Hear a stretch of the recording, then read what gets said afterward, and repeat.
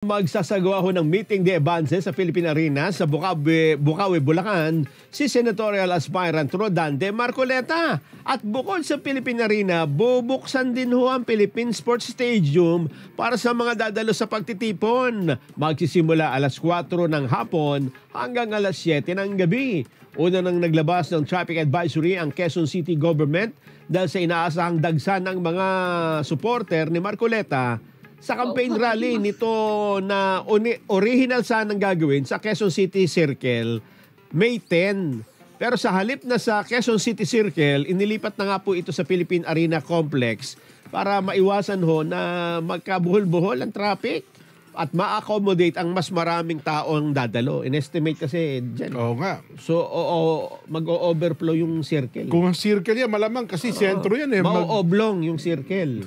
Kaya inilipat sa Philippine Arena. At malamang hindi uusad yan eh. Oo. Kasi pagka circle, magbabara EDSA. Sa mga sasakyan pa lang, di ba? Yun. At bago po ang meeting de avance, sunod-sunod ang mga ginawang motorcade ni Marcoleta sa Metro Manila. Noong nga pong linggo, ang campaign rally ng PDP laban sa Quezon City. At dyan ho, dumalo si Kitty Duterte dyan. Tinetext ako eh. Asan ka na? Hinihintay ka namin dito. Where na you? Sabi ganun sabi ko, sorry Kitty, I'm busy. At kasama pa niya ang kanyang nanay na si Hanilet Abansenya. Si Ma'am Hanilet naman, nag-text sa akin dyan. Sabi, andito si Nelson eh. Saan ka?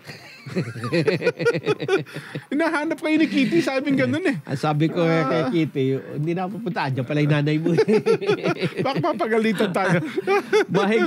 Mahigpit po ang bilin ng dating Pangulong Rodrigo Duterte sa kanyang pamilya na suportahan ang kandidatura ni Kong Dante Marcoleta. Yun! Oo, asahan naman ang mabigat na daloy ng trapiko dahil sa inaasahang pagdagsa ng mga supporter. Diyan naman po ito sa North Luzon Expressway.